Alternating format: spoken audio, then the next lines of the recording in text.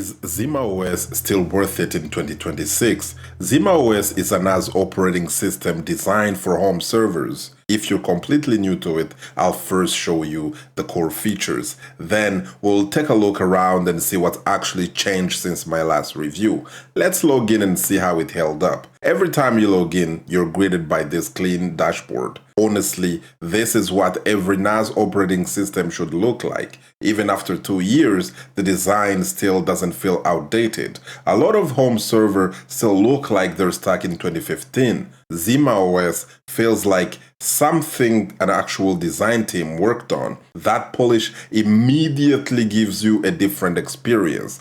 Right on the home screen, you'll see your CPU, memory usage, and storage information. You can also open the settings panel to see additional system details. But before we go deeper, let's talk about the installation. You flash the ZimaOS installer onto a USB drive using a tool like Balena Etcher. It is similar to installing most other NAS operating system. The process is very beginner friendly. There is no confusing menus and no intimidating partition screens where you feel that you might erase the wrong drive. The interface earns its reputation from the moment you first boot the system. But how much hardware does ZimaOS actually support? ZimaOS is still designed primarily for x86 hardware. Official Zima hardware is obviously the main target, but you can also install it on a generic x86 computer. That means an old desktop, a mini PC, or any other compatible home server system can potentially run it. Now, what about RAID? I'm using all SSDs in this system, so I haven't personally configured a RAID array here. However, other creators have tested the RAID setup and the process appears to be very convenient.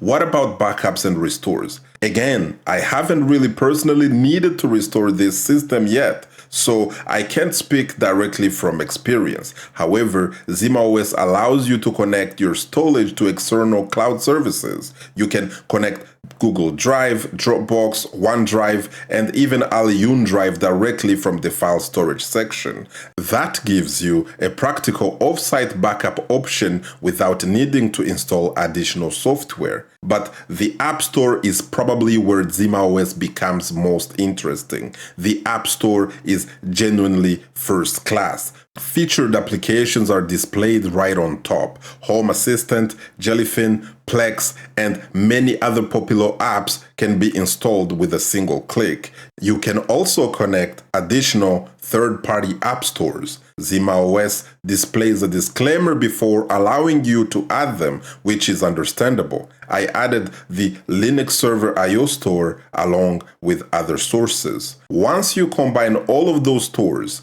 you will get access to more than 800 applications. There is some duplication because certain applications are available from more than one store. For example, if you search for Jellyfin, you may see more than one install. One might come from the official Zima store, while the other comes from Linux Server IO. Other applications, such as Jellyseer, may only appear once, depending on availability. There are also more AI-focused applications beginning to appear in these stores. It is very impressive to see how much the app ecosystem continues to grow. However, some ZimaOS capabilities are also connected to the Plus upgrade. So, what is actually included in the paid version? The free plan already includes most of the features that I've shown you so far. The free version will support up to 4 disks and 3 users.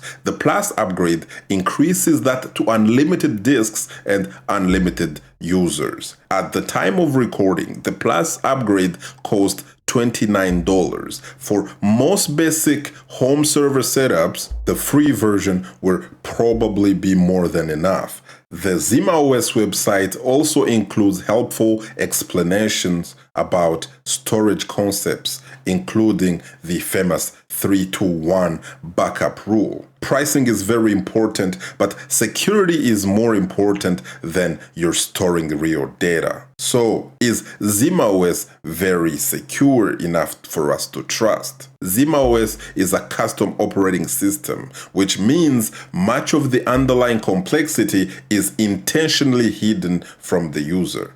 Updates appears directly inside the dashboard whenever they are available. The release notes and changelog will give you more information about what each update contains. The most recent update at the time of recording heavily focuses on security. It included SSH hardening along with several other fixes. ZimaOS also offers beta releases for people who want to test upcoming features. There are several beta channels available, and the project has an active Discord community where users can discuss problems and upcoming changes. Now, let's look at the settings you'll use during their normal day-to-day operations.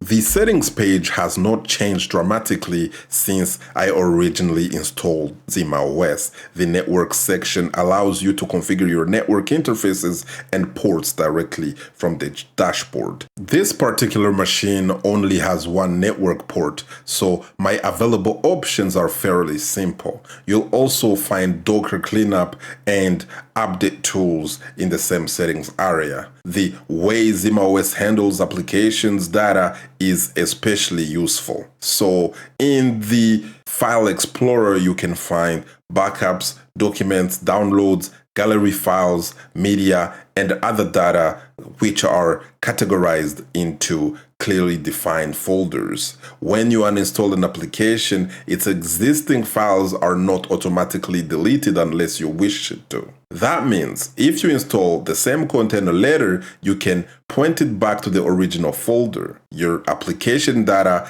doesn't disappear simply because you remove the application. That can save you a lot of frustration later. ZimaOS also includes virtual machine feature called ZVM. I haven't personally tested ZVM on this machine. This mini PC probably isn't powerful enough to run virtual machines particularly well. However, if you have a more beefier system with enough memory and processing capacity, ZVM may be worth testing. So, who should actually purchase the Plus license? For beginner and small home server users, I don't think there is any immediate reason why you should buy one. A basic mini PC can run the free version of ZimaOS perfectly well. The operating system is relatively lightweight, so almost any compatible x86 computer should be able to handle it. You'll mainly need Plus if you plan to build a much larger storage system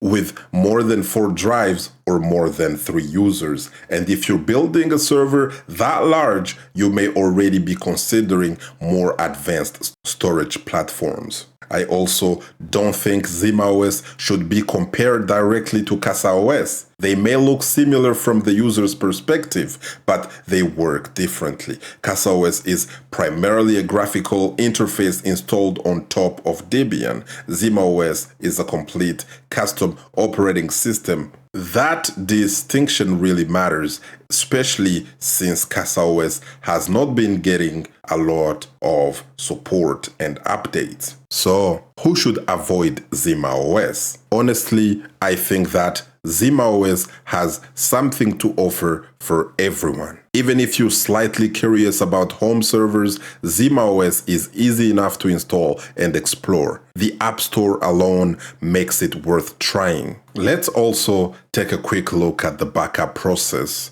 You begin by choosing the folder that you want to backup. For example, you could select your media folder, then choose a destination such as Aliyun Drive or another connected service. ZimaOS will ask you to sign into that service if you haven't already did so. and then you can complete the setup from there. The process is straightforward and works in the way that you would expect. So is ZimaOS still worth trying in 2026? The simple answer is yes, and it's still genuinely a good home server operating system. It's easy to install, simple to navigate, and will give you a massive selection of applications. The free version provides enough functionality for most beginners and home server setups. If you're new to self-hosting, or if you simply want an easier way to manage your home server, ZimaOS is a great place to start. Install it, experiment with it, and see whether it fits your setup. This channel only grows when people like you choose to subscribe. That's it for the video. Thank you for watching. It's always awesome having you here. I'll see you in the next one. Bye-bye, bye-bye, bye-bye.